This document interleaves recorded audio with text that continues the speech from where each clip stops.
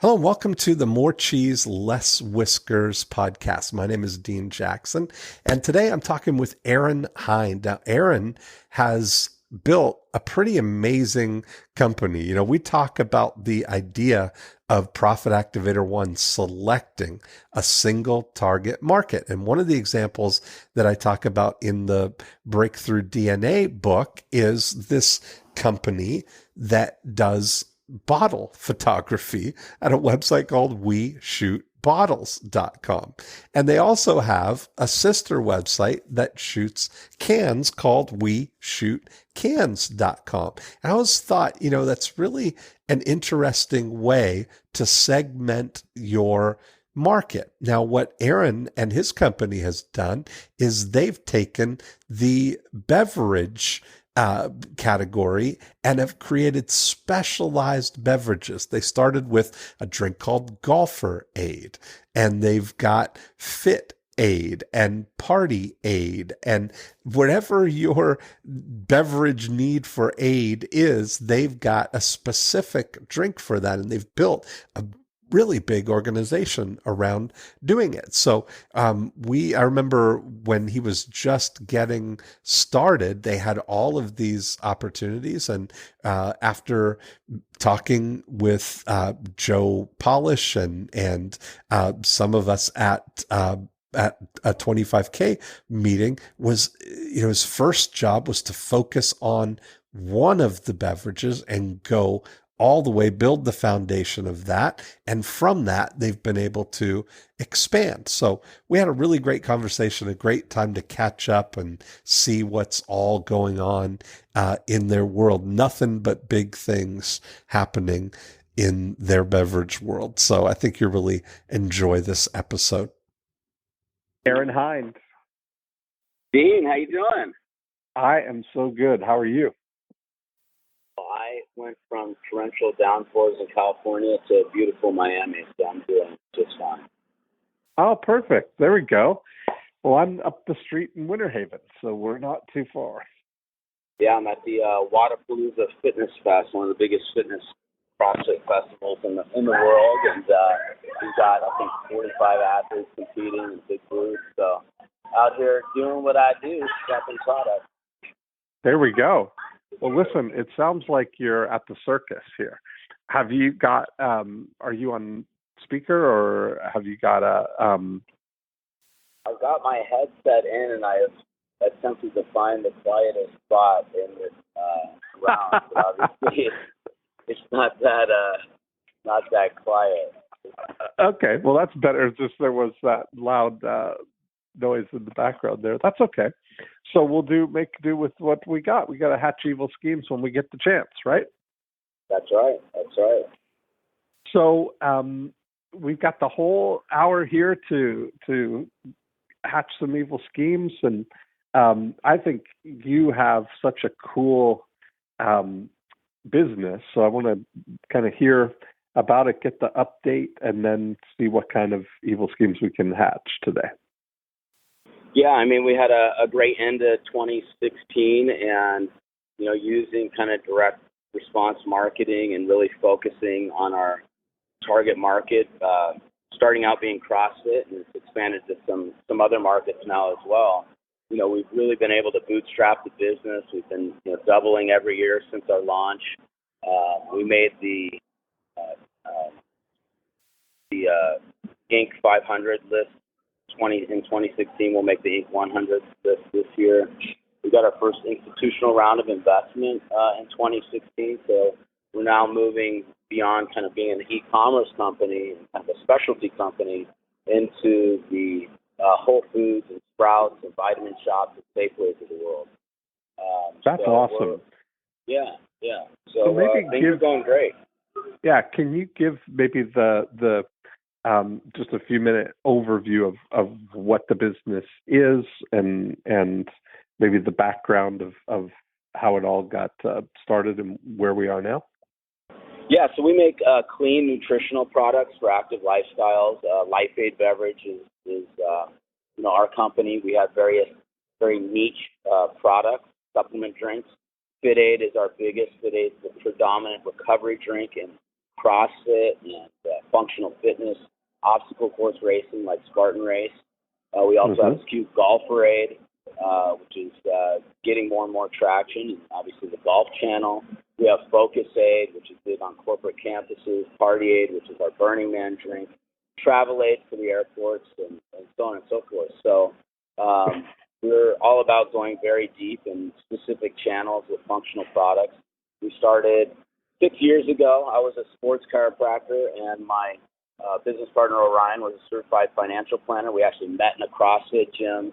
Our daughters happened to be best friends in school. We would golf together once a week. We go to Burning Man together, have a great time. And one day, him and I are in the grocery store, and we're cruising up the open-air cooler aisle, and my young son at the time, who was 4, reaches for a Monster. And, you know, being a chiropractor, being from, you know, we're from Santa Cruz, which is kind of the hippie capital of the world. So, you know, we were pretty appalled by that. But if you look at it, you know, the energy drinks have done just an excellent job at lifestyle marketing, especially to the younger generation. You don't see the kids reaching for a kombucha or chia or coconut water because it's just too hippy-dippy or it's an acquired taste, so on and so forth. Also, the energy drinks are very functional. They work. They jack you up with all that sugar and caffeine and taurine. But if you pull, you know, 100 energy drink drinkers, not one of them is going to tell you that it's healthy for them. So we knew there had to be that's garbage, right? But they work and they're cool. So we knew there had to be a better way. We knew we could create something that was very functional, like the energy drinks are, but was also very cool, sexy, and hip, but something we could give a wink to the moms out there that was actually much cleaner, didn't have any of the, you know, high sugar, artificial ingredients, and taurine and sodium and all that garbage that they put in today's drinks. Right on. And so that's a very cool segment of the market, and I love how you've kind of multi-segmented. I mean, I talk about WeShootBottles.com and WeShootCans.com, and you know, you've really got that spirit in all these drinks. I mean, who, of course,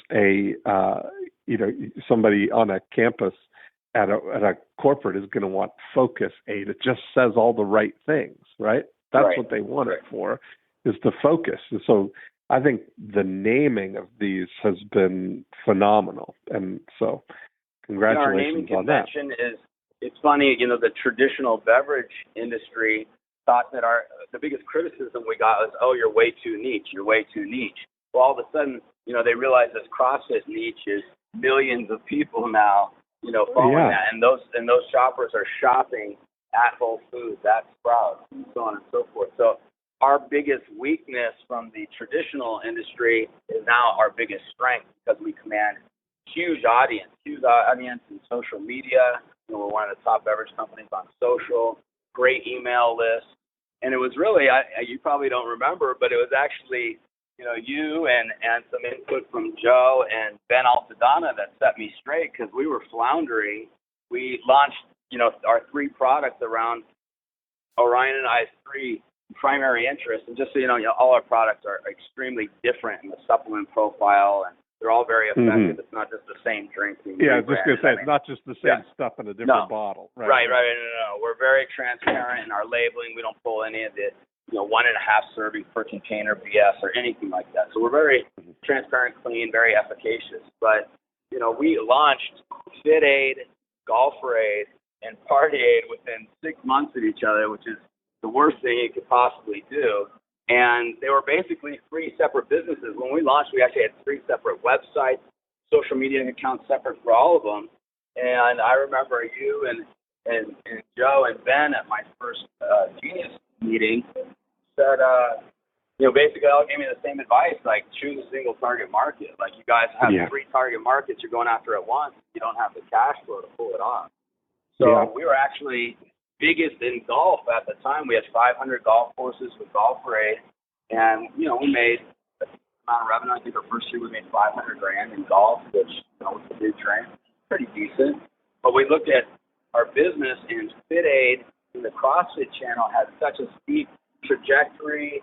Selling was easier, retention was better, reorders were stronger, higher volume per outlet, that we took all of our time and limited resources, put it into FitAid, and now, we're one of the kind of premier companies in the space. That's awesome. So what drives the growth right now? What's working in terms of how you're getting it out there? And then what do you see as kind of the big opportunities here? What kind of evil scheme can we hatch? Yeah, so right now we're sold in 50% of the CrossFit gyms in the United States, and we've got some irresistible offers that we've set up, and just a really good after unit to kind of focus on nurturing those relationships and checking in on them, and just providing a real wow experience. Right now that we have the funding and the cash flow and traction with not only FitAid but some of the other SKUs now, I want to apply basically the 8 profit activators to golf in our GolfAid line. So we're kind of going back to the beginning, because we were doing that right from the get-go, and we were a little early in golf. Our product was a little healthy, a little clean for golf 6 years ago, but today it's primed. Probably by the time this airs, we'll have signed Ryan Moore, top 10 PGA professional, endorsing the product. He's been consuming our products for multiple years now. That's great. Yeah. So, now it's like, okay, we got the project of reapplying, the before, during, and after unit to golf. So that's kind of what I'd like to discuss, if that's okay with you, and how. Absolutely. Because I know you're a golfer, and I love it. We got two of my favorite, my absolute favorite things: golf and 8 profit activators. We're gonna have a good time here. Yeah. So let me just tell you a couple of the challenges and why we switched from golf to FitAid and fitness was, as you know, a lot of golf courses have multiple decision makers. You're dealing with a food and beverage director, head pro, assistant pro, some type of management group. We were kind of selling into the pro shop side, but I think we're going to get more traction and really focusing on the food and beverage side.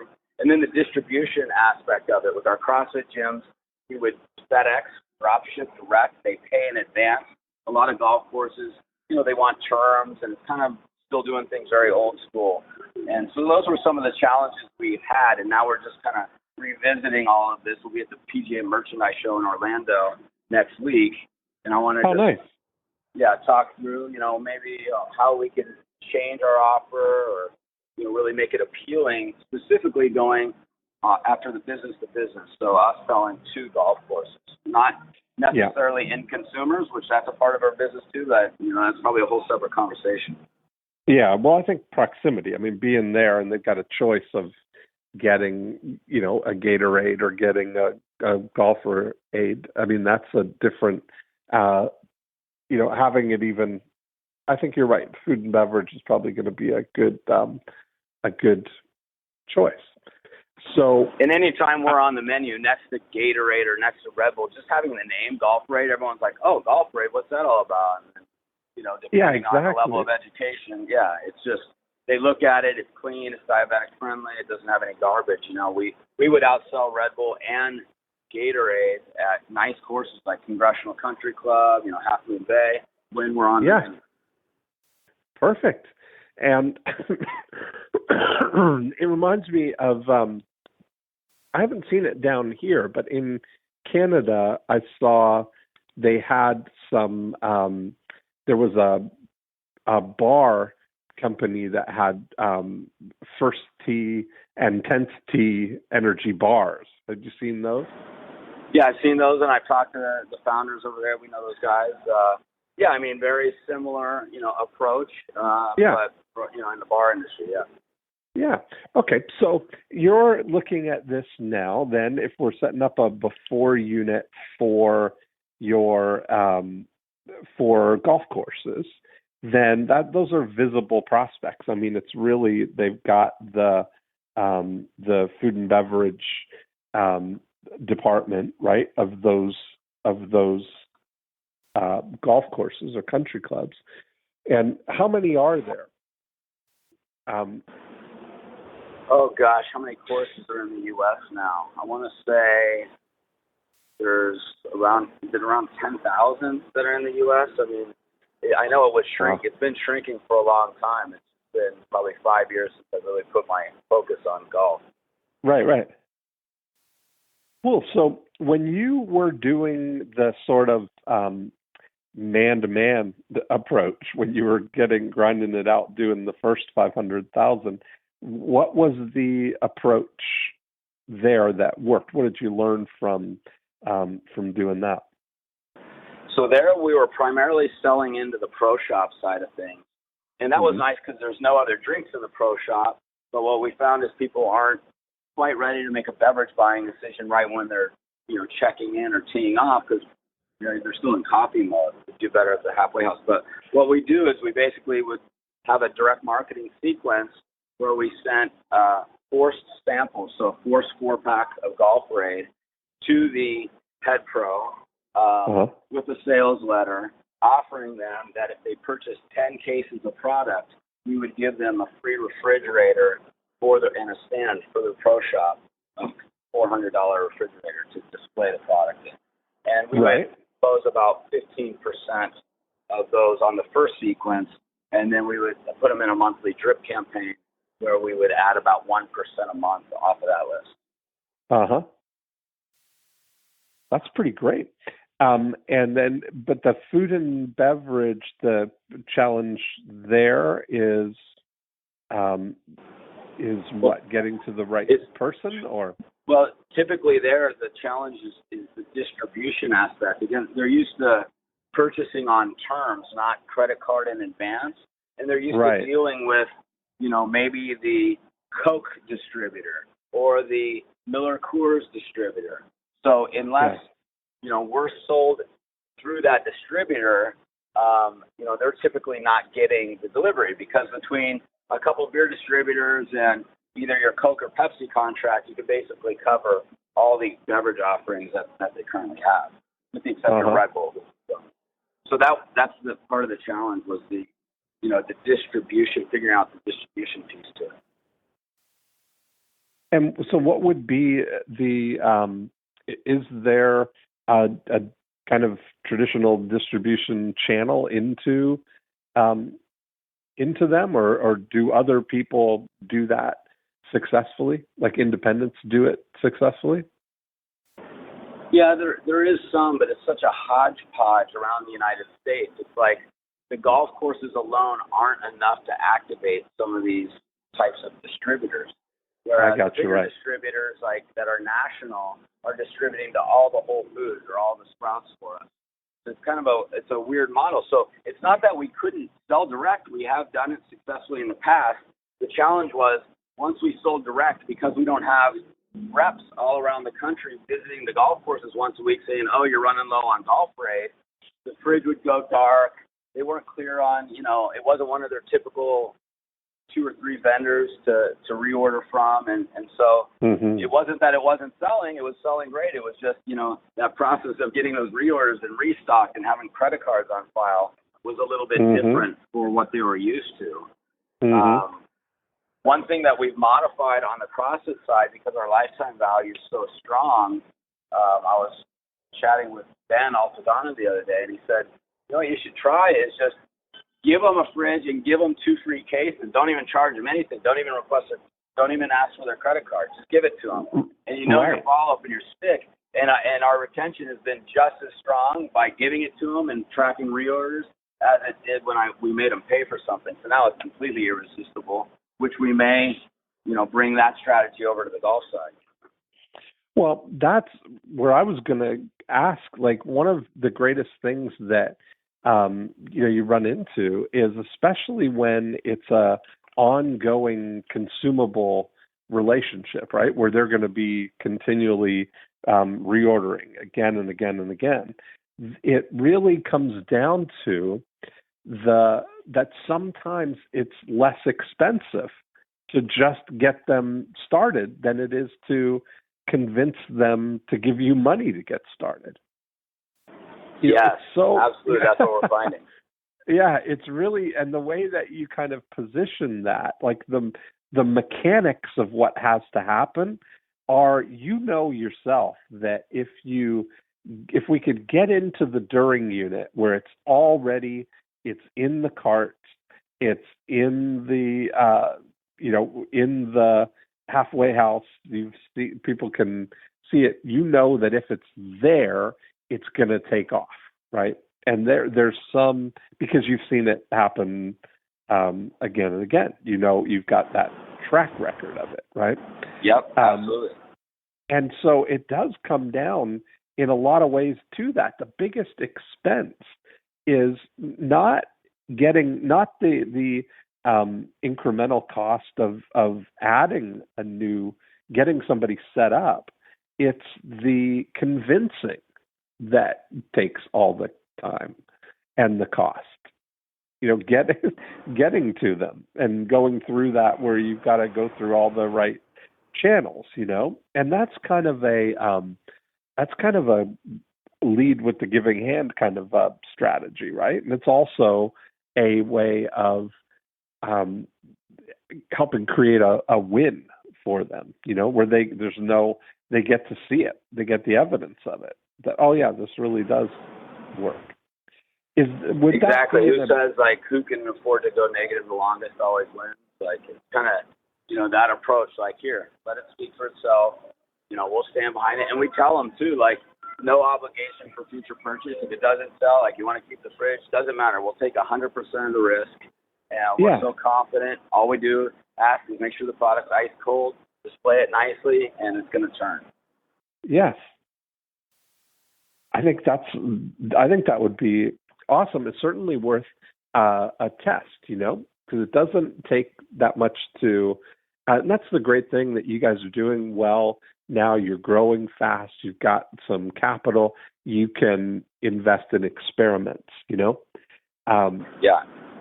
You know, rather than figuring it out. And then that becomes your basis for, then you've got real numbers and case studies and things to show how it actually does sell through, you know.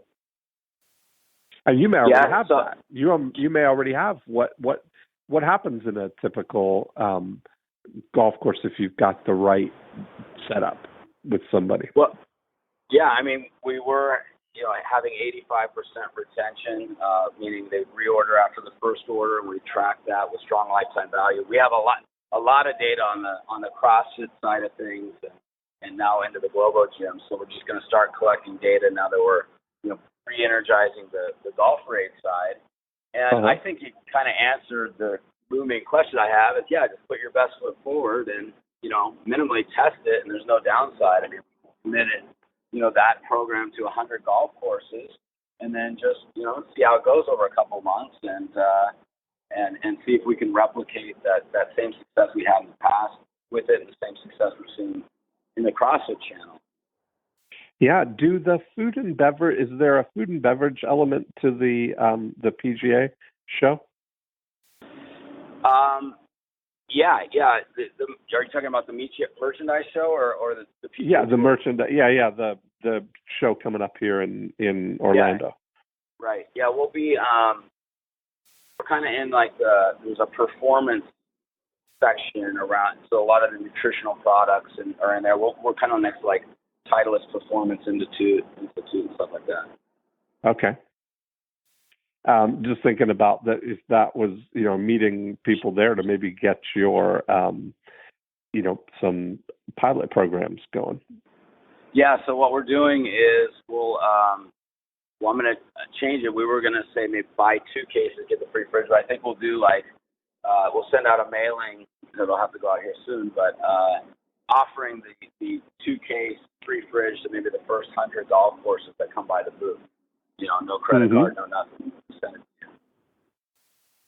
Yeah, that could be, you know, I mean, it's just so funny.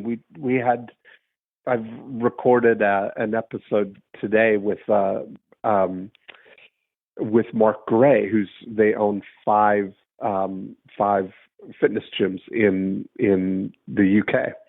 And we were talking about this same thing of getting somebody started with a free trial, which is something that they've done successfully in the past, and now have switched to, you know, over a 4-year kind of drift to where now they are getting people are paying for a 30-day trial, but their conversions have gone down.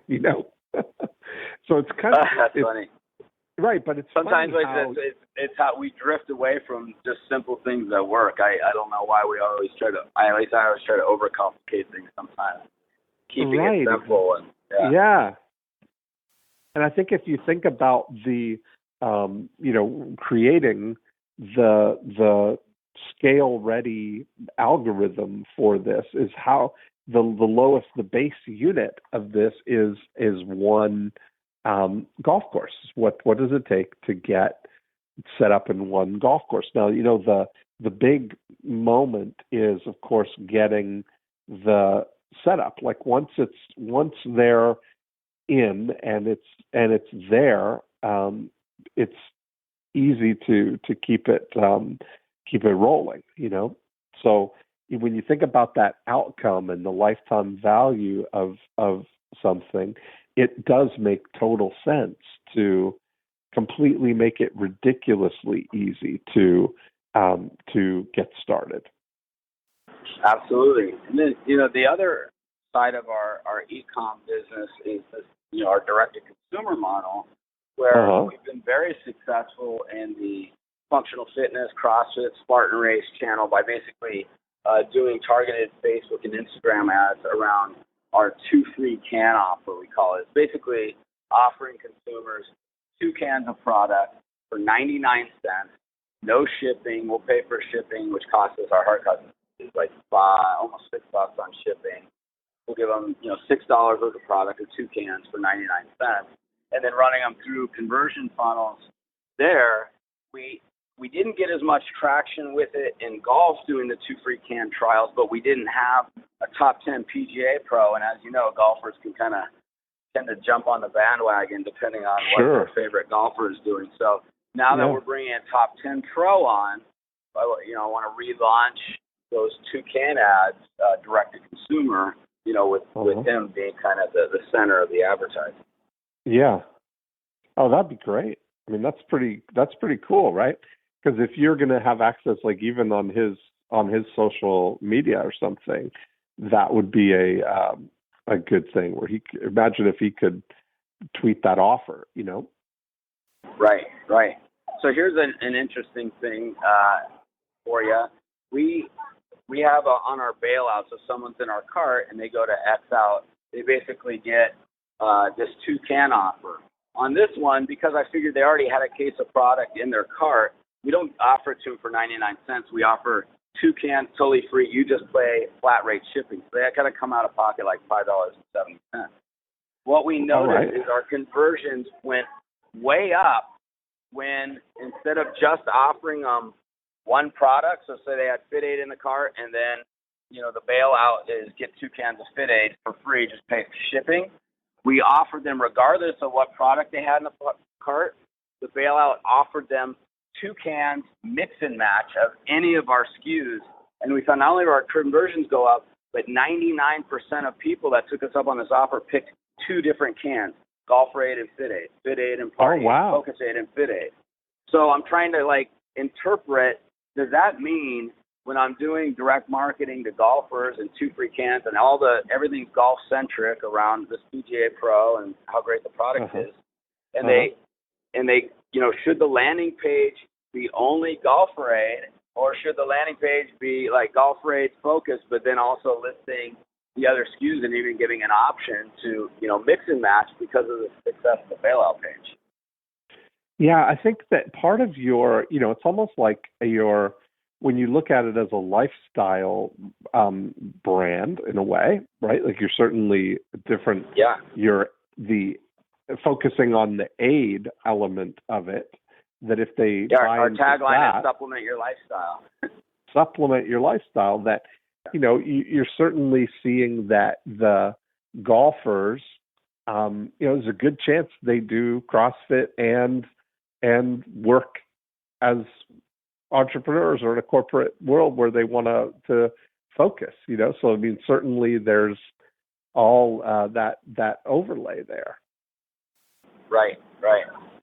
So, yeah, that makes total sense. So you think, I think agreeing that maybe it is a good idea because we live different lifestyles to, I mean, I think the traditional logic is always, it's all got to be, GolfAid ad, the GolfAid only landing page, the GolfAid at the cart, but maybe it's GolfAid ad to mostly GolfAid landing page, but exposing to the other lifestyles and little information and then allowing that. Yeah, this is kind of where it gets is I look at this almost as flavors, right? Like that's the analog for it in a way. Like if you're talking about it's essentially the same utility of it's a beverage, right? And but instead of flavors, you've got different use cases. Yeah, different functions for it, of which one person may have many of those. But I think that you're on the right track of something is going to lead people into it at the right, through the right time. Functionally, talk to me for a second about some of the functional results, the benefits of this. What have you been able to kind of, what's the promise here? Yeah, so we really focus around one word and bring that one word to life by listing the blend. We call it the blend of supplements that support that one word. So the easiest is like FocusAid. The one word is focus, and then it says focus blend, and it has things like nootropics, alpha GPC, GABA, B complex, yerba mate, green tea leaf. So, things that can help out with focus, memory, concentration. FitAid, recovery blend, branched chain amino acids, glutamine, arginine, omega-3s, so on and so forth. TravelAid, immunity blend, echinacea, zinc, vitamin C, vitamin D. Now, the most challenging of all these is GolfAid because, as a golfer, we've been sold every gimmick out there in training, guides and edge and all this stuff, and most of it's BS. And a golfer's going to say, well, how could this actually help my game? Or, GolfAid's one word is perform. And my response is always to that, well, what you put in your body reflects in how you perform on the course. Any serious golfer knows you don't go drink a six-pack of beer and then go try to play your best round. If you're out with buddies, that's fine. But if you're trying to play competitive golf, there's a reason why nobody drinks outside of maybe John Daly on the PGA Tour, because it affects their game negatively. So if you're putting a Red Bull in your body and jacking your blood sugar levels up and you're jittery on caffeine, saying you're going to miss a 4-foot putt or a 5-hour energy, or even, a Gatorade, and you're all this sugar and artificial ingredients and caffeine will jack up your game. So we're offering a clean solution with natural anti-inflammatories, glucosamine for the joints, a full B complex, so you get nice consistent energy without any caffeine whatsoever. It's diabetic-friendly sweetener, low sugar. So, we offer a very nice solution to that, but it takes a lot more education. Right. I mean, that sounds, I love this like one word, focus here. When you look at the focus aid as a isolation here, what have you done? Any things of what are the actual benefits, or what have you noticed that you could talk about as a result that somebody gets? Yeah, I mean, we have thousands of testimonials. I mean, on our Facebook pages, hundreds of testimonials, all 4.9 out of 5 stars. The only negative reviews we ever have gotten on any of our lines is, Amazon punctured a can in transit or something like that. But so we're constantly integrating, reviews and testimonials. The products are effective. It's not just pixie dust. We put between 2 to 3 grams of total supplements in each can. So like you poured it out in a glass, you see some settling on the bottom. So it's an experiential thing where people drink FocusAid, very shortly after they feel more in the zone. People are blown out from partying all night. They drink a PartyAid, 15 minutes later they feel better. So that's really, what we focused on, is to make sure people get that experience with the product during that use occasion when they need it most, not something they got to take for 3 months before they notice any effect. Yeah, that's great. So it's like this is it. Like if they're taking a focus aid in the afternoon, they're going to notice right away that they feel more focused within. Right away. I mean, we're selling 2 pallets a month to the Facebook events team. I mean, like, especially after lunch, you can't keep focus aid in the fridge cold, because it's just everybody's got one on the desk. Right. That's kind of a cool. That's a cool thing, because there's so many people who are looking for that benefit specifically. Part of the other thing, like as a aside here, is that there may be an opportunity to sort of bundle, not bundling as far as products go, but bundling the efforts of finding that one, that person. If you look at focus, I was thinking immediately about Will Hensel, who has focusatwill.com. Do you know about that site? Yeah, I've checked it out. They've got it's a music site that has that's got music, scientifically designed to help increase your ability to get focused and stay focused. And so I use that, but they've got a ton of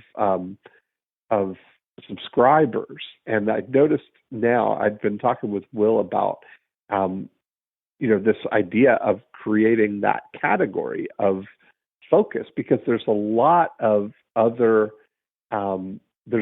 reasons that people would want to be focused. There's a lot of other people who could introduce that as an opportunity there. Like thinking, it's more biz dev kind of stuff, looking at forging kind of like relationships. You're talking about JVs, like doing a JV type of thing. Yeah. Because I love the idea. It's a great way to leapfrog, with certain products, because they play so well, to just a very narrow market. There could be some synergies there. Yeah. I think that's awesome. Like because you talk about that whole, especially on the focus side, there's a whole lot of people that are looking for every edge they can get. Yeah, absolutely. One especially on the entrepreneur side. Mm-hmm. It's funny, because as we transition the business from online, which last year 65% of our revenue came from online, and we did just shy of $14 million in sales. So 65% online, the 45% in kind of traditional grocery, vitamin shop is a big account for us, so on and so forth. This year it'll be more 50-50, because we're rolling out into a much larger footprint in Whole Foods and all the a lot of the retailers. So now it's funny, because I'm getting told in the, what do the retailers want to see? They want to see, the traditional brand building stuff, right? So I'm always trying to think, like, how do I use, direct response principles in kind of some of these brand building commitments that I'm now being required to participate in. Yeah. Well, they're almost two separate kind of approaches. Two separate businesses in a way, because if you're looking at right now where you've got 50% or more of your business is online, are you saying to individuals? To individuals and direct to gym business. So we sell direct to the CrossFit gyms, Fit Body Boot Camp, Gold's Gym, Lifetime Fitness, Crunch Fitness. A lot of our gym business, and then direct to consumer. And so the direct to gym business that's almost like having retail accounts in a way, right? Like you're looking at it'd be similar, but what percentage would you say is direct to individuals? Direct to consumers is going to be about 25% of our total revenue. Okay. Yeah. Wow, it's kind of an interesting thing because when you're looking at your, the scale of going in retail in Whole Foods and all those other places, that is a different game. There's not as much about direct response there. One thing we've been doing is geo-targeting. So we've got just over 100,000 people on our list now that we've sold to individuals. And so if we open up, Whole Foods Rocky Mountain, we send an email blast to everybody in Colorado saying now available at Whole Foods, and maybe sometimes get a promo attached to it. Same thing on social media. Yeah. I'm always wondering if there's a way to, you've got thousands and thousands of consumers going through these grocery stores, a way to, and maybe it's a contest model or something, but a way to grow our list in the retail environment, not just online. Well, part of that, because of the geo-targeting, when you've got when you're going into a new restaurant or a new place there, you can certainly build that awareness on Facebook. I think Facebook video ads would be a pretty good thing, leading people to go and get it at Whole Foods right now. That's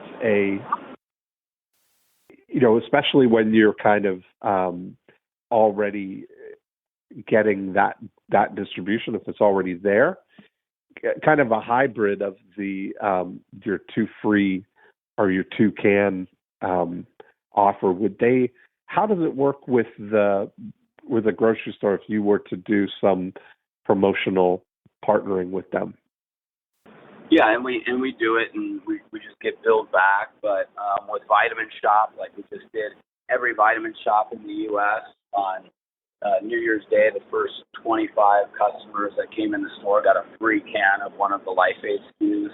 And so, there's a lot of partnerships that we can do to help get cans in hands, and that's what we're all about. That's where we get the converts, as long as we, get it past the lips, as we say in beverage. So, Yeah. Okay.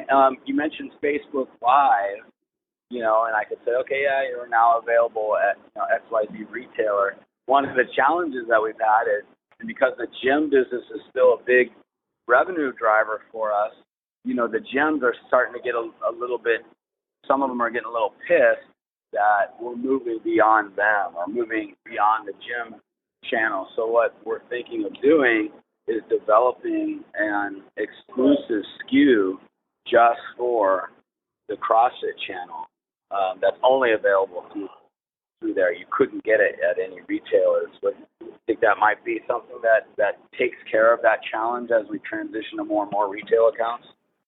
I think that you're probably CrossFit on its own is a big enough ecosystem that would make sense.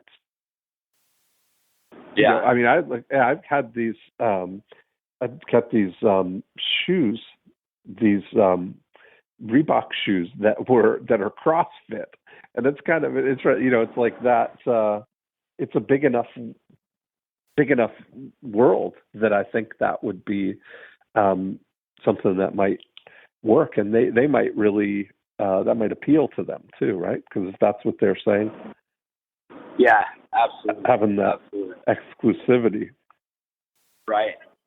Yeah, it's a balancing act trying to keep, most of the people happy, at least our consumers happy, because the business is evolving and it's transitioning. We never want to lose track of our roots, but at the same time, one of our BHAGs is to be the next billion-dollar beverage company, and, we can be a very successful company just staying in that one niche, but ultimately, we need to be. You got to make the move. Yeah, exactly. Yeah. What percentage of the CrossFits would you say you're in? Like, what kind of penetration do you have in that? 50%. Of all the boxes, you're in 50% of. Yeah, Oh, yeah. okay, There's wow. 7,000 gyms in the U.S. and we're in 3,500 of them currently. Wow. And so, is it just a matter of reaching out to the other ones, or are the other ones for some reason it's not a fit? Well, probably 20% now will never retail anything. Their model is, I'm here to train and I'm not selling any product. There's probably 20% of them that are just really struggling and just don't have the skill set to run a successful business, and you get some consolidation and going out of business. So I'd say kind of domestic blue sky is probably 10% more of the current market, plus the new gyms that are opening every month, where we're seeing rapid growth. Like, in our heyday, we were closing 200 plus new gyms domestically, where we're seeing that kind of growth in Europe right now, because CrossFit's still very immature overseas, and the growth is like gangbusters right now. Right. Well, I didn't realize that you were that deep into the thing. So it's not really like, I look for things where there's like a breakthrough, like something where you're going from zero to breaking into Whole Food, or breaking into a CrossFit chain kind of thing is a breakthrough. But it's like you're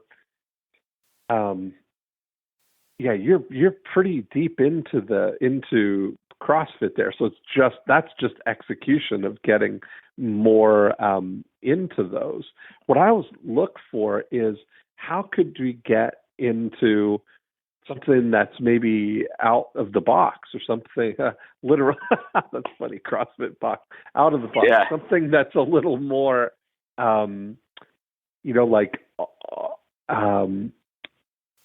unusual. Let's see. So let's kind of think that through, or maybe give you an example of what I'm kind of thinking of. I'll give. This is the flavor of it, but it's not like a direct, exact comparison. But I met the guys that did the advertising for Snapple, and when they launched their Snapple mango flavor, they contracted with the Mango Growers Association to get stickers on 100 million mangoes that said, "Now available in Snapple." And nice. Can you imagine, because mango's kind of a acquired taste, and right. Who better? It's like being right there, right at the thing. And so you look at that as, wow, that's a pretty interesting, targeting, right? Be right there where the mangoes are. But so what would be some opportunity there to maybe think that way, Yeah, no, I love it. Kind of hatching on the fly here. I mean, the most obvious kind of low-hanging fruit, we're a official sponsor of the CrossFit Games for 2017. Yeah. We'll be listed for sale. I think we'll we're working on a deal right now to be listed for sale on the CrossFit website. So that's kind of like low-hanging obvious stuff. And the adjacent market we went after last year was Spartan Race. I don't know if you're familiar with that at all, but it's the largest growing sport in the United States, obstacle course racing, specifically Spartan. So we were the official recovery drink. We got an ice cold can in 700,000 racers' hands when they needed it most, when they crossed the finish line.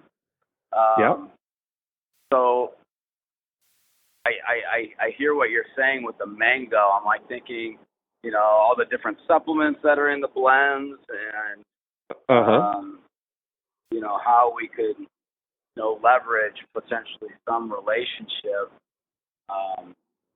to and get another to treat.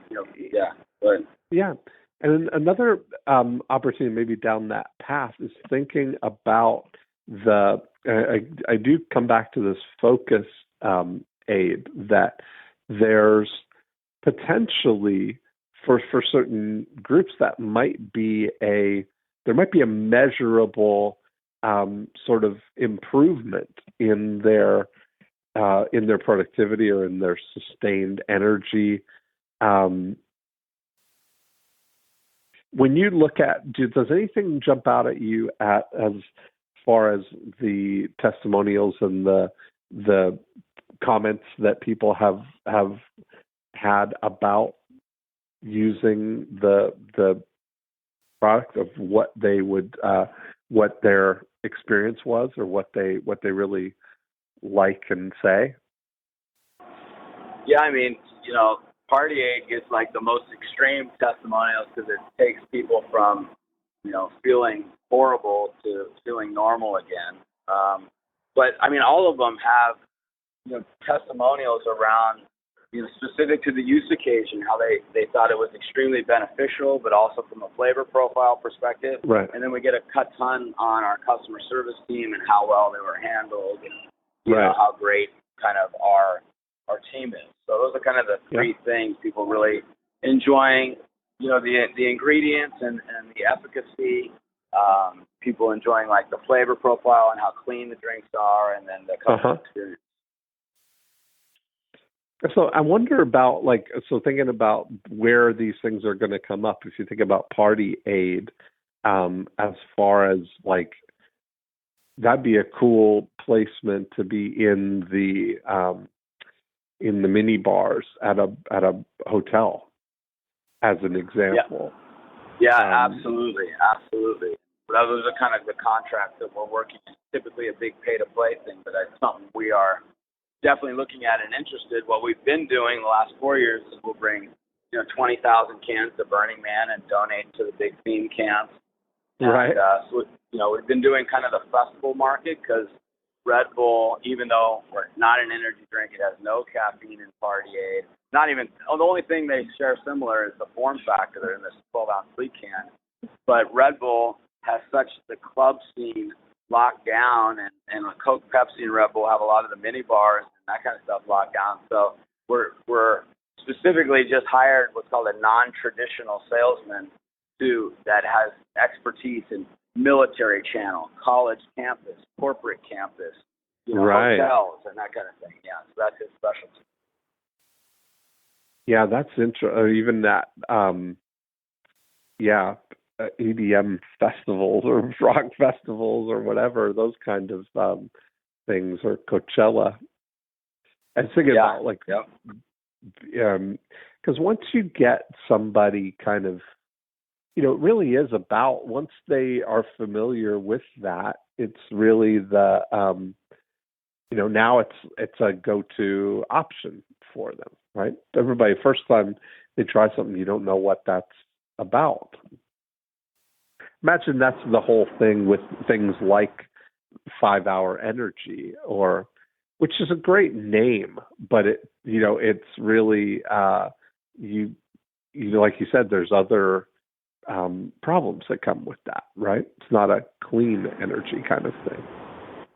Yeah, they deliver on the promise, but a short thing. Right. It's very short term, and we're all about playing the long game in every sense, especially with our health. Yeah. And, like you said, I think the key is hooking somebody in with one of the use occasions, and then exposing them in the either online or in the retail environment to the other use occasions. So once they have affinity for FitAid, they go, oh, FocusAid, I need Focus. What's this all about? I know I love FitAid. So the assumption is they're going to love, whatever the other use occasion is as well. Yeah. I mean, it's almost like, if you think about Focus, where somebody would want to be able to do that, if it was in newsrooms, or where people are writing, need to focus that way. That's a good idea. I'm going to start auto shipping all the major newspapers product for free for their break room. Yeah, could you imagine that kind of thing where people are doing something that requires focus for their output? Yeah, we've had relationships with Cal Fire for the firemen during fire season, FitAid, and after they come back, they'll have a back. I think FocusAid actual evolution beyond energy drinks. These energy drink consumers started. I'm 41, so I'm just a little old for it, but people in their early to mid 30s have been consuming this stuff since they're 18, and they're getting burned out on it now and realizing, like, oh crap, I'm 32, and my blood pressure's a little high, and this and that, and I better get off these energy drinks. But they're looking for a clean, healthy alternative. Yeah, they still want the benefit. They still want, even though it's diminished what they get from it. Right, exactly. It's cool. Kind of well, I've got some good ideas here that you've given these little seeds getting planted. That's why I always love chatting with you, because it's always uncovering something that's beneficial. Yeah, that's awesome. What do you think? What's your recap here? What's the thing that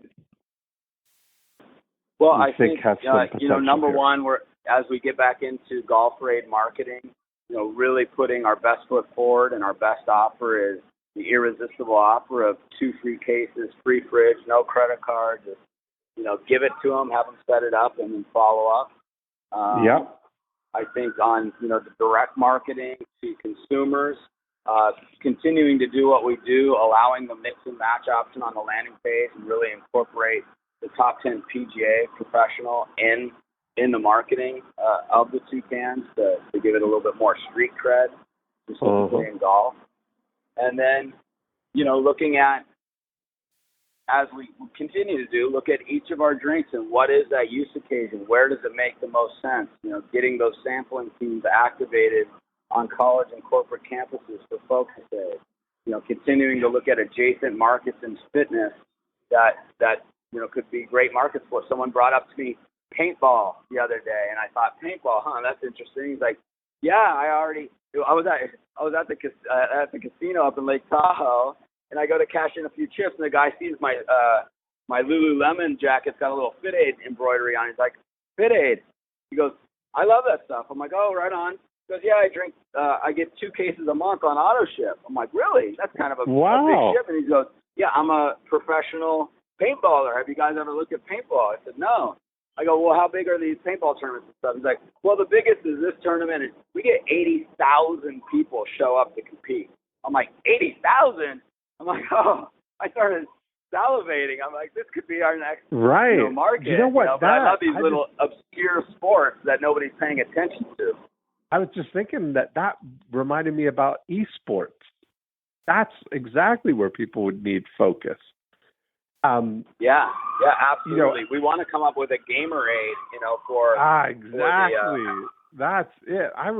I did a breakthrough blueprint in Seattle a couple of summers ago, and it just so happened the time I was there wasn't a hotel room in the city, because one of these video games was having their big championship in the big dome in Seattle there, and the winning team was getting a $5 million prize.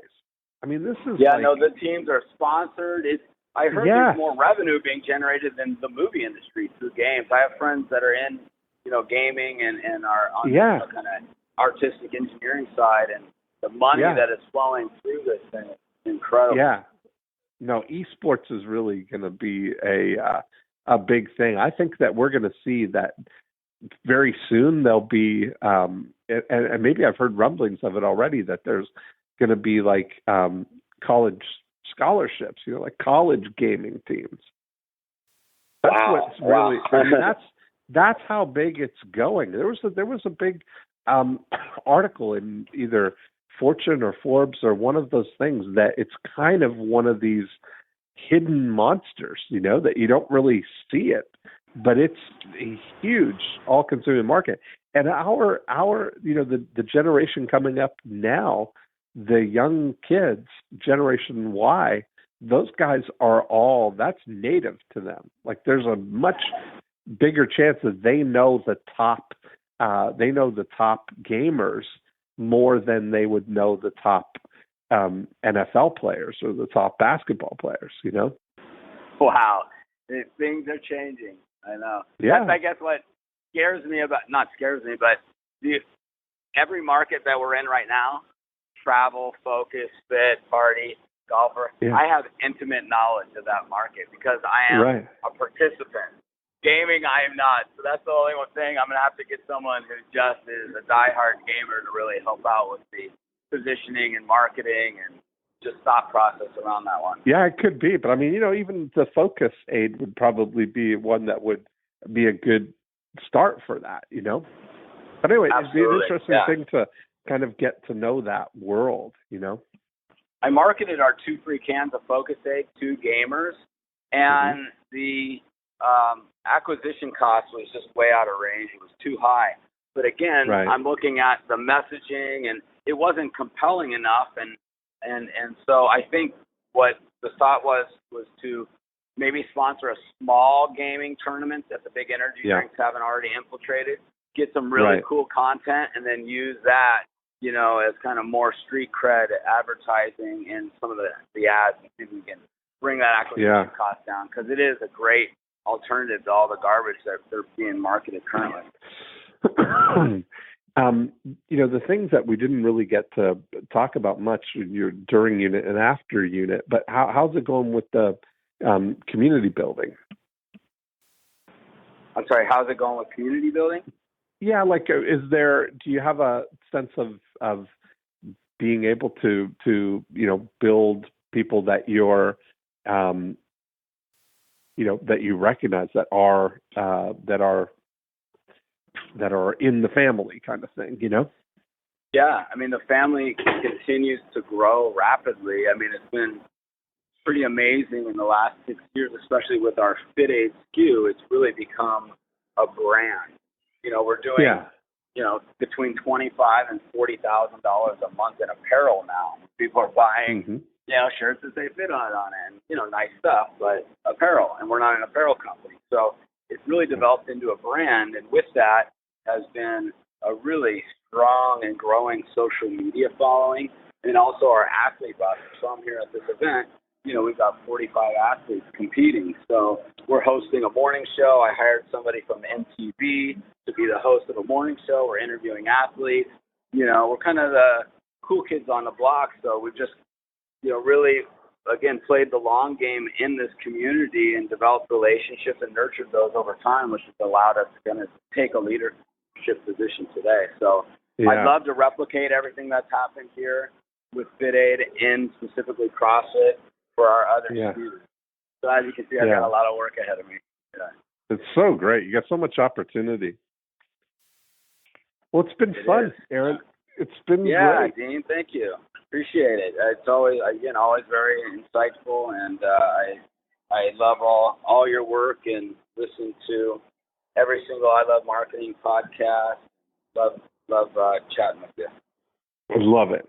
Awesome. Well, you have a great time in Miami. I may see you at the PGA show. I got a couple of if you're there, please shoot me a text or an email. We'd love to have you come by the booth. I don't think Ryan Moore will be there. Also, I'd introduce you to him, but we'll probably have some other players and stuff walking around, and we've got some good relationships we're developing there. So I'd love to show you around a little bit. Awesome. Cool. All right, man. Have a great day. Thank you. Thanks. All right, you as well. Bye. And there we have it. Another great episode of More Cheese, Less Whiskers. If you'd like to carry on the conversation, just go to morecheeselesswhiskers.com. You can download a copy of the More Cheese, Less Whiskers book, and that will get you really familiar with all the things that we talk about, these whole concepts of really making compelling offers. If you'd like to see a video and a book that really explains the 8 profit activators, you can go to breakthroughdna.com, and that will give you the great overview of how all of the 8 profit activators work. So that's it for this week. Tune in next time. We'll have another great episode of More Cheese, Less Whiskers.